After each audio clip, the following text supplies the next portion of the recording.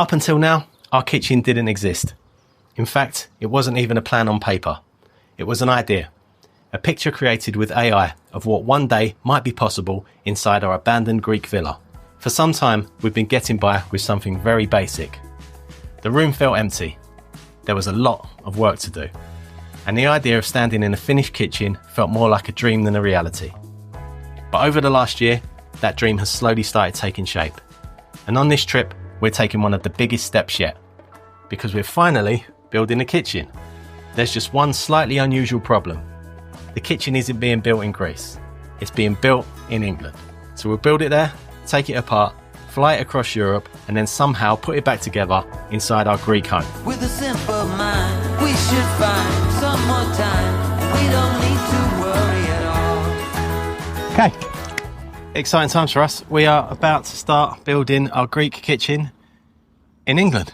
We're 2,000 miles away from our Greek kitchen, but that doesn't mean that work has to cease, does it? No, in fact, we have to take every opportunity that we can to fill the time that we have in Greece. So sometimes we need to start things here in the UK.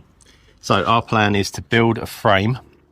We're going to make a U-shaped kitchen. I'm going to zoom you in on this in a minute, but this is going to be the shape of our kitchen to create more space, because it's currently quite small. We've had to make do with a pretty small basic kitchen so far. Yeah. So it's exciting for us because this is going to turn into this kitchen. It's almost, well, it's more than double the size of what it is now. It's more than double the size, yeah. So the plan is to make this part here, which rests against our back wall, and the return here, which is going to act as like a breakfast bar, and give us a load more storage and workspace at the top to prepare food and have drinks on and all kinds of stuff like that. So the idea is to make a frame now, because it's fairly light. We can carry it onto the plane with us when we go in a couple of weeks. And the idea... I was going to say another oversized baggage trip. Probably two, at least. Maybe three, but probably two.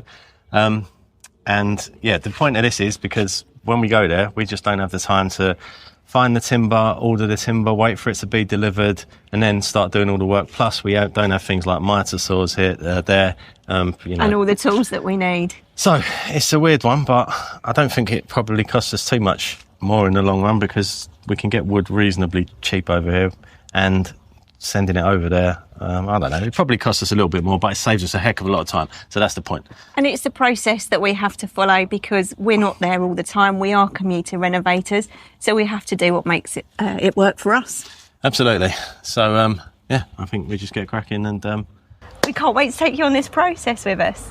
Let's start. Let's go.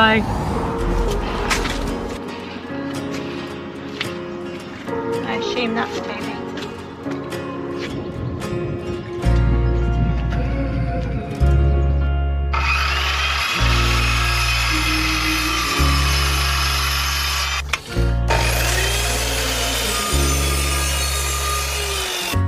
And what we've done is we've gone for slightly thinner screws than we're going to use in the end, because we're putting it together here, and then in Greece we obviously want it together permanently. So we're using thinner screws, which will create the holes. And then when we come to do the put it together for once and for all, we'll use 5 or 6 mil screws. Okay, as much weight as we can put on that, please.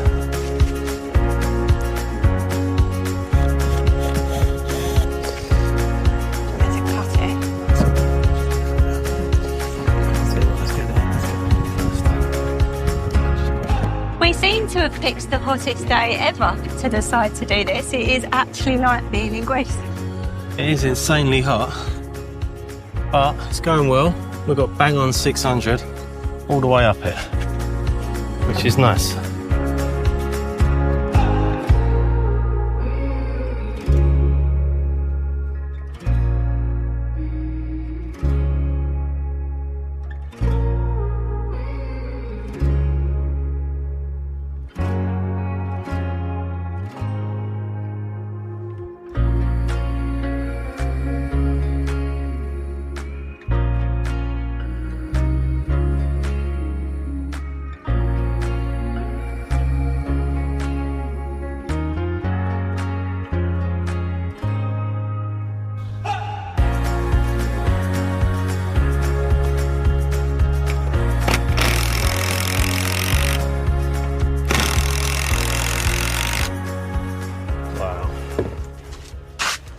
All right, we are getting somewhere with this, aren't we? It's been a long, very hot sweaty day.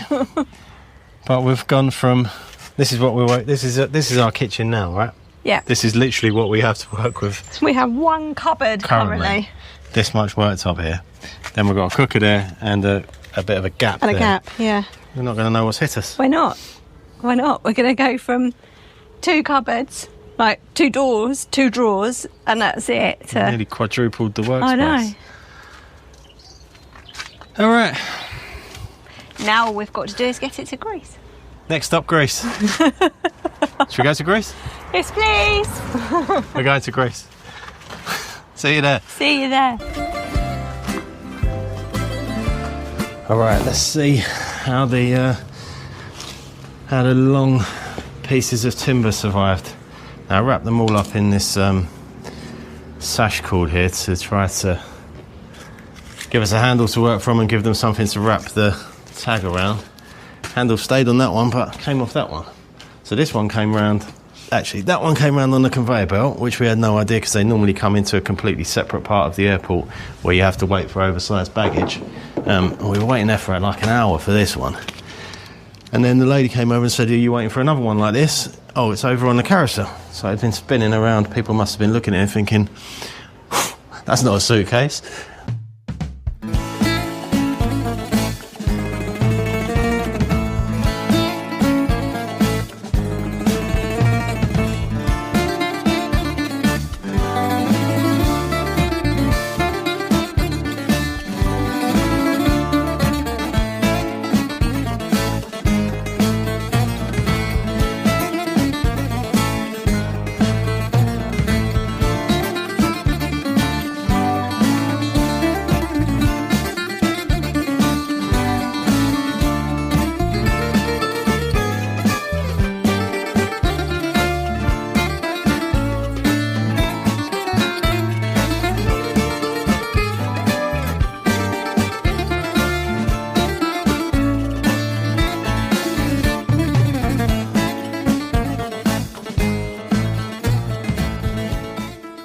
All right, beginning to take shape. What can I get you? Mushrooms, tomatoes. Well, I don't have a cooker. I do have a kettle and an air fryer. I can make bacon, mushrooms and tomatoes in an air fryer. And a coffee, please. So this is us. We're going to have this bar, this depth bar running all the way across to here. Yeah. You want some type of cladding. Yeah, just to make it look aesthetically nice. And there. So the job now is to find out where they relocated the timber yard to, because the timber yard used to be down by the airport and it's not anymore, and we're not sure where it is. So car hire place. Hopefully that doesn't take too long to find and organise. But that's our next job. So maybe we shouldn't do any more of this because we have some lunch or go and find a timber. Well, maybe we should go and find the timber yard first. What time? Because they'll shut at 2, won't they? Yeah. For a siesta. Okay. Happy? Yes. Can I just spin this around? And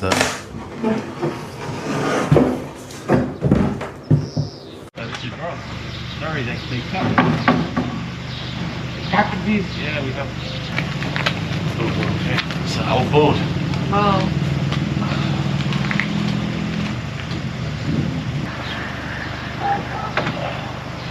Where will you be? Just along the side here, it's okay. Yeah? Yeah, it's okay.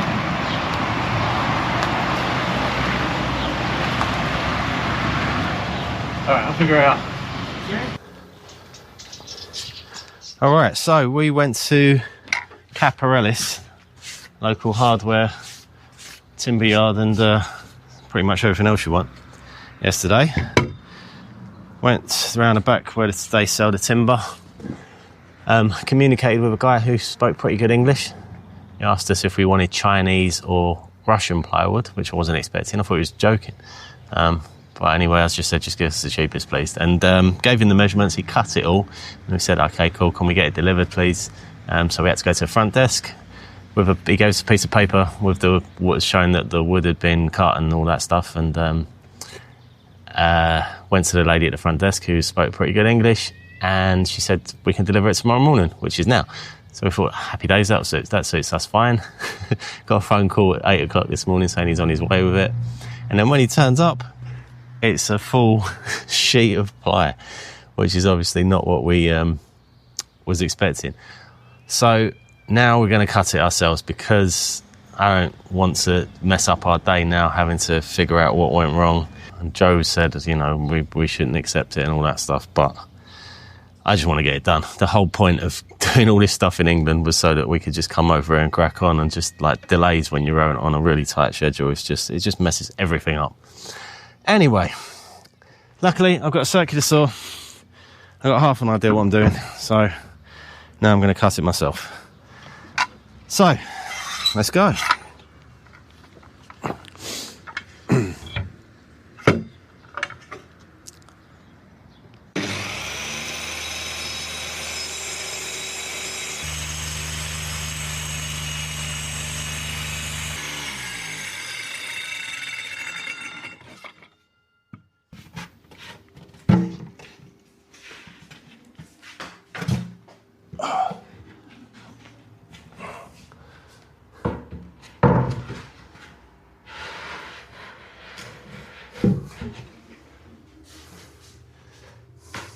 So we've had to come up with a new way of making a straight edge because the piece of timber that we were using wasn't straight. It was wonky. So we're starting off straight and then ending up with a bit of a banana cut, which is not ideal when you're trying to get straight worktop edges. So we have some cupboard doors, some ply and another cupboard door that are now giving us a straight edge.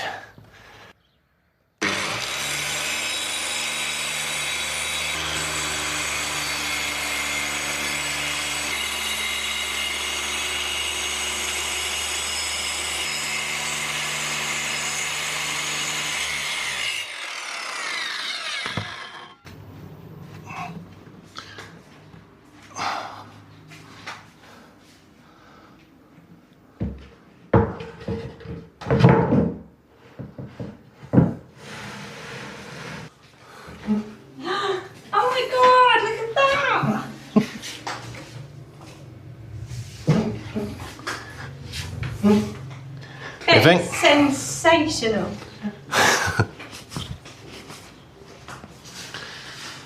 Happy? Look at this. Once we get all these supports in and get it screwed down, we can put some bits on top of it. Really nice. Okay, after a busy couple of days, we've only been here 3 days and we're off already, but we didn't get a chance to do all of the caulking, did we? Well, we did the caulking, but we need to sand it down. Yeah. And so what we've done is made some makeshift shelves, just so we can get our stuff back in. And Joe has made a nice arrangement, including tea, coffee area. Yeah. Just tried to make it feel a little bit homely. Even though we're about to leave again. We'll appreciate it when we walk back in next time. But this is it. This is our kitchen area. So this is phase 1. Phase 2 is going to be cladding and getting the inside of the shelves done. Yeah. And okay, so we're going to put a under counter fridge in there. Fridge there. A dishwasher there. Oh, we've got to build this unit. I don't know what phase that is going to be. 3. The finishing phase will be the doors. And then phase 4 will be the doors. Yeah. Yeah. So there's still plenty more to come from us over here in Zakynthos. But for now, we have a functioning kitchen. The kitchen. Yeah, it's actually... It's 4 times as big as it was. I'll have a seat at the bar, but... Oh, yeah. We found one of Bill and Dora's old stalls, so we've just put this here for now, so we can get the idea of what it's going to be like. Yeah. We've got space for at least 3 stalls along there. I know. Yeah. I'll have a coffee, please. Coming right up. Okay, I'm going to make her a coffee, and we'll see you all soon. We'll see you next time. Bye for now. Bye-bye. We're going to be back in Greece in just a couple of weeks to carry on work here, trying to bring this AI vision to life. There's a long way to go, but we're in no rush. We're trying our best to enjoy the process and fully immerse ourselves into the Siga, slowly, Greek way of life.